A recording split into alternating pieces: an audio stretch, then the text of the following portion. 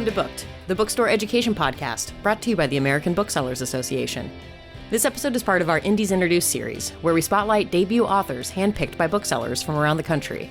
In each episode, a bookseller from the Indies Introduced panel will interview the author of a debut title featured in our program. Hello, I am Morgan Haywood-Joy. I work at Greenlight Bookstore. I am the HR manager, and I am here speaking with Trisha Tobias. Yay!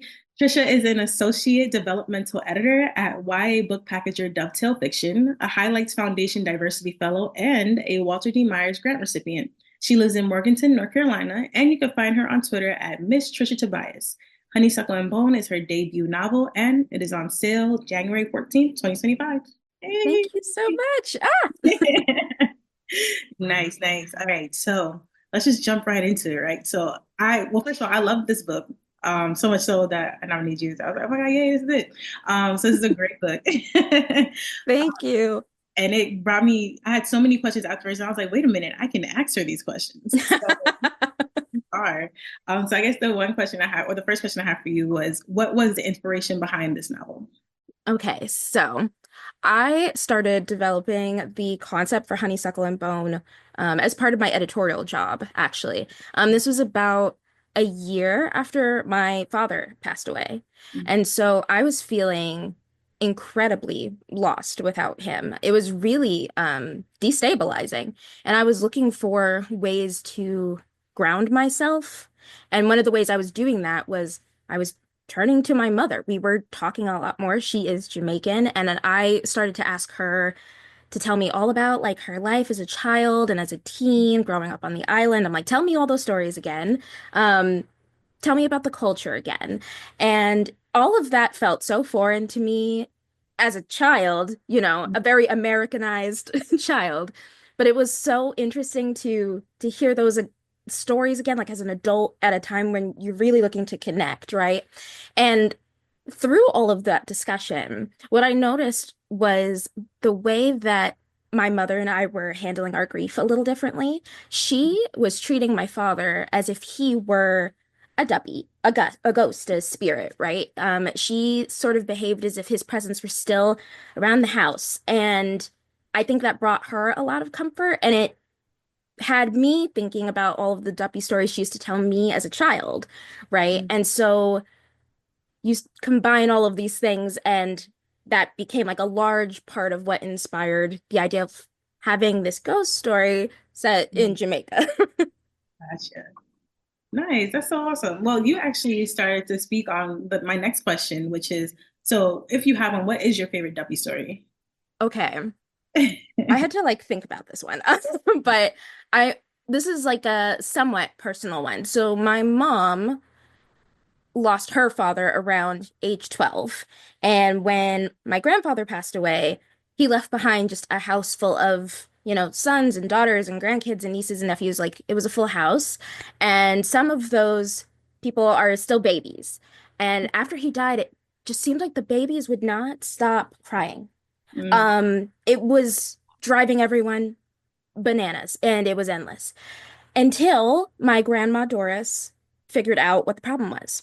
And one day she walks into the nursery, the babies are screeching, and she says out loud, "Leave the children alone. You cannot care for them. It's time to stop." And then all the babies finally stop wailing, because apparently Grandpa was still trying to help take care of the kids, even though he had passed on. And it was really freaking out the kids in the process. I can understand not wanting to be handled by a spirit. That must be kind of uncomfortable. And so with Grandma Doris's blessing, he quit child rearing. He's like, fine, I know when I'm not wanted. And he switched to protecting the family. And from what I have been told, he was kind of brutal, but very effective. Okay. I think it was a better job for him. He assumed a better role, so we love that. Exactly. There we go. Yeah, I mean, I really loved how you spoke about the W's because I feel like that's something we don't see often. And there's Mhm. not that many authors, of Caribbean background, just like, getting their stories out there, and hearing those stories. So when I saw this one, I'm like, okay, it's giving me the same feel as like Hurricane Child or like Jumbies. And like especially for YA. Like we have that in for the adult novels, you know what I mean? Like adult fiction. But what I love about Mhm. it, I'm like, okay, this is giving me what they call like the new adult fiction type of vibes. I'm like, Yes, I'm yes. not quite YA. I mean, but this is the vibe that it's going for. And I really enjoyed it because I'm thinking Duppies. I'm like, okay, my mom is from Grenada. So I'm Mm, stories of like the Sukonyas and just all the different Jumbies that are out there. So I yes. love You it. know, you I know. know. This the one. I definitely asked my mom. I was like, "You have anything with honeysuckle?" She was like, "Ask your godmom," because my godmom is Jamaican. So I was like, Oh, "Ask her later." So just to see what similarities, because so much of the Caribbean diaspora, so much intersects. yes. So I loved just. I keep on saying I loved it, but I did. I really did love it. I love hearing that. I really appreciate it. Thank you. Course, of course. All right. So that brings me to my next question as well. So how much of Karina is you? So she speaks on the duality of her identity or lack thereof as it pertains to her Jamaican roots. Is that something you grappled with as well? Yeah, I mean, okay, there's definitely a lot of things that Karina and I do not have in common, but like that is that question mark around identity is definitely one of the things that we share. I Yeah. think for me, as someone who I was born in New York, I grew up on Long Island, I there was a lot of emphasis on the American part of my background because that was largely the culture in which I was being raised, right? And so the world and the life that my mom would describe to me over the years felt so separate from me as like a suburban kid from Long Island. I didn't relate. Now I thought it was really interesting. I thought it was cool that my mom was from another country and I would do school projects about Jamaica. If it's cultural exchange day, we're bringing the jerk chicken because that's what they expect us to bring. Um and but I didn't personally have a strong relationship with the country, the culture, Mm. and I didn't know how to have one. You Yeah. know, when your own blood is kind of teasing you that about how like you don't belong or you're like you're not a very good Jamaican, you're not really good at this. You get a little embarrassed, a little ashamed about trying to engage with it, with that culture. You kind of think maybe I should stay in my lane, but Yeah. it is my lane. That's the That's, reality. That was like the thing I had to, like, the door I had to open for myself is that is mm, my lane. And so, like, let's explore and see, like, what this looks like mm, for me, on me, what yeah. it is my relationship with the culture. You know what I mean? And it will look different because I am very Americanized, and that's okay. I speak for myself, I represent myself. Hmm. Um, and so yeah, I also think even in New York where, there's a very prominent Caribbean community, Mm. because I was spending most of my time in like very white American spaces, it still sort of felt like that aspect of my identity was maybe not as wholly accepted, Hmm. because it was something a little out of the norm, a little different, right? Yeah. Not that anyone was rude about it, but you just feel a little bit out of Yeah. step, right? So yeah, I think it wasn't until I was an adult that I felt like I could explore that entire Mm, aspect of my identity. And so that ongoing journey of understanding and defining for myself what being mm, Jamaican American means, what it looks like, yeah. I felt like that was a journey that Karina would definitely understand and could tell really well. Nice. That's amazing.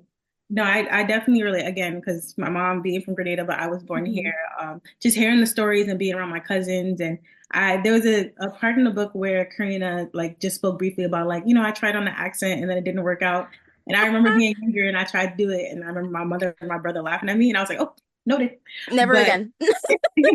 but you know what? I still try. I commit, I committed to the bit. You're better than me because I'm like, I do not like to try and fail. So let me step aside. Mm-mm. It gets me where I have to go sometimes. Sometimes I'm just like, oh, all right. Some people hear it, they're like, are you? I'm like, yeah, I am. Mm, Yeah, I am. But yeah, it definitely is that that feeling of being othered when you're like, no, yes. this is my lane, and just creating that own lane for yourself. Because it's just like, I may be born in the States, but my family and my roots are still here. Like I still have that Yes. experience because my mother decided to bring me into that experience. So I Absolutely. think you said that so like beautifully, and just finding that lane for yourself. Do that. Go Absolutely. ahead, just tap in.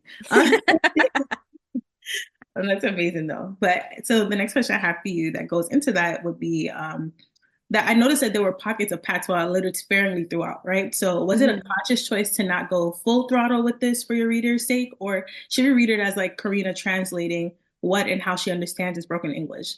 Because the way I saw it, I was just like, maybe it's because Karina doesn't understand it. Maybe that's why it wasn't in the book intentionally. Or it's like, okay, the reader's sake, they're like, I can't pronounce this. No, that was something I'm glad that you asked this question, and I hadn't thought about it being interpreted that way.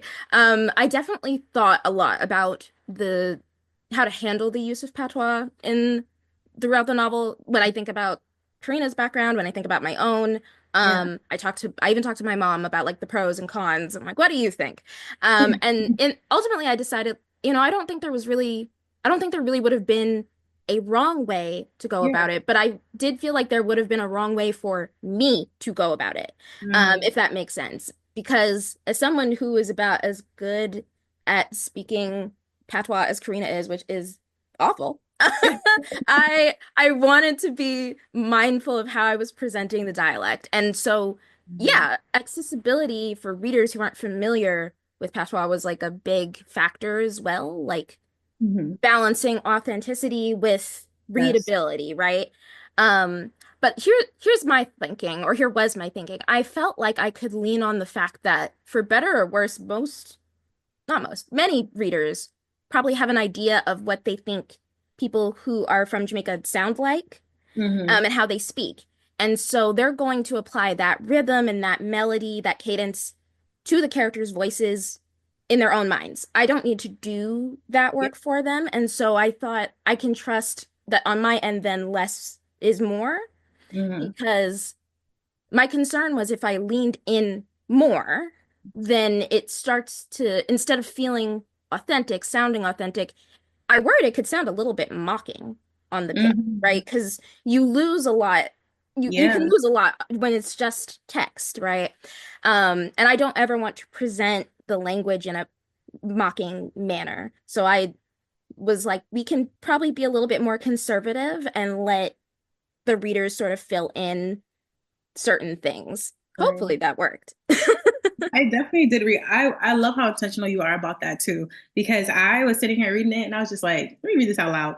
And I definitely I put my accent on it. I said, oh, okay, I see it. I see it. I think it was when they were at like the bar and like with Scoob and everybody talking, and I was just like, all right, I gotta read this out loud. So I do like that you didn't, try to put the so much accents on it or so much patois in it. Hmm. Like you said, people can put their own voice on it as well. And then thinking about you saying like, with your accent, I'm like, man, God forbid she have to read outside somewhere and they're just like, ooh. So Let me not play myself. exactly, you saved yourself. So I see what you did there. I like it. Very intentional. 2 steps ahead. See? But it also made me think of Macy Card's book, These Ghosts Are Family. Because in her Hmm. book, she litters it throughout. I think it also takes place in Jamaica, and it's littered with patois throughout. Hmm.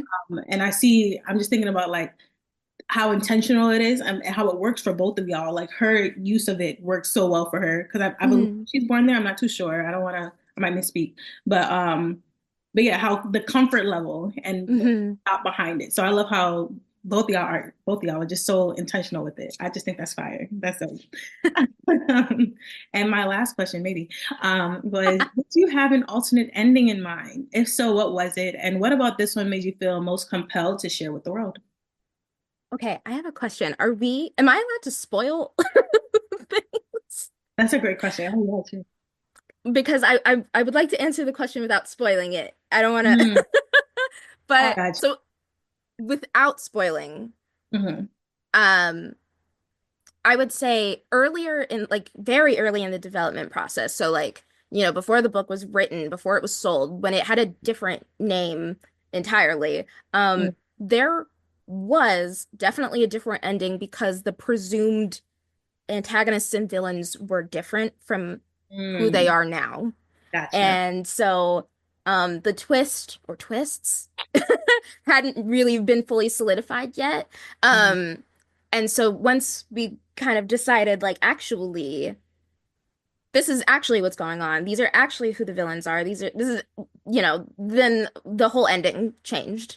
Gotcha. The theme also changed over the time of development. And so with that, when we realized, oh, this is actually what Karina is trying to learn, Yeah. um, that also shifted everything entirely.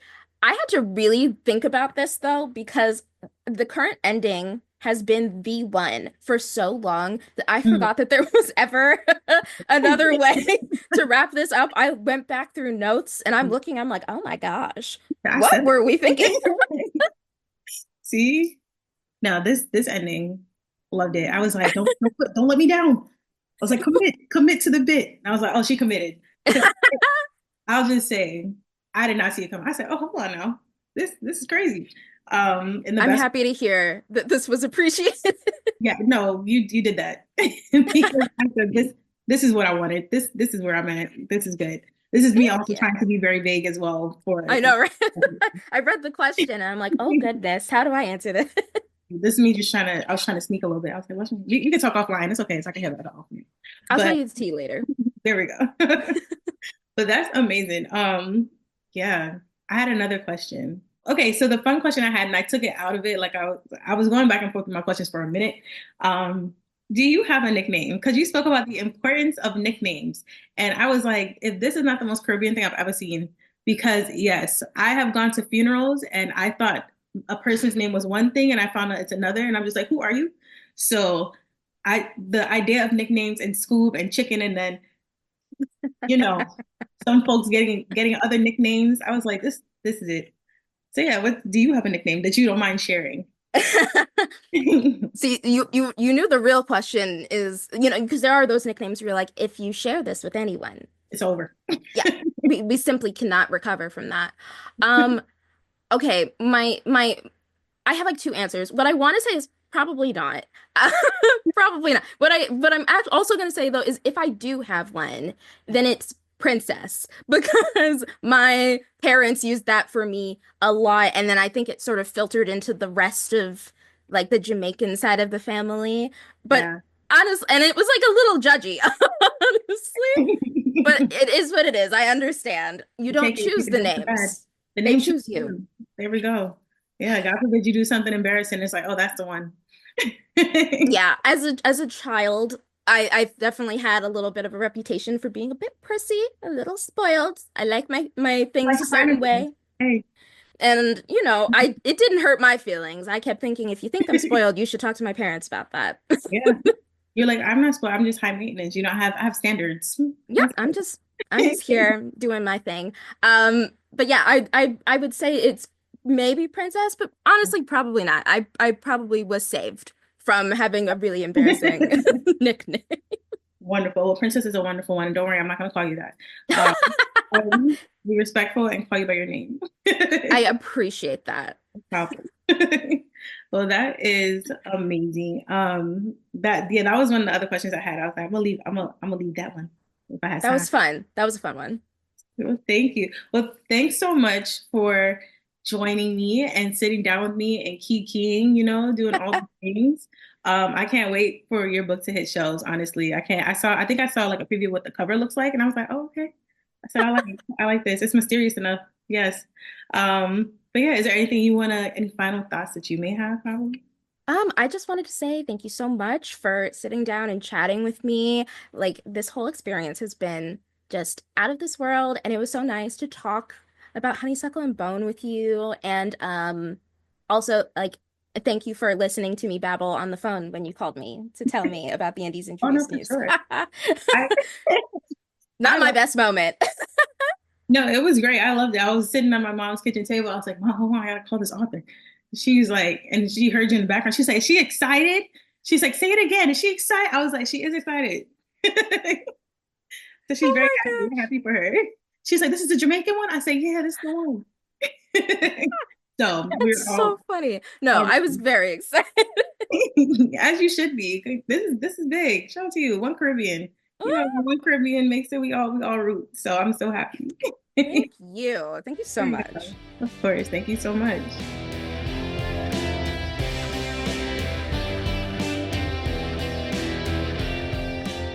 Thank you for listening to Booked, the bookstore education podcast brought to you by the American Booksellers Association. Don't forget to subscribe to the show on your favorite podcast app. Additional educational resources can always be found on the ABA website at www.bookweb.org. Happy reading!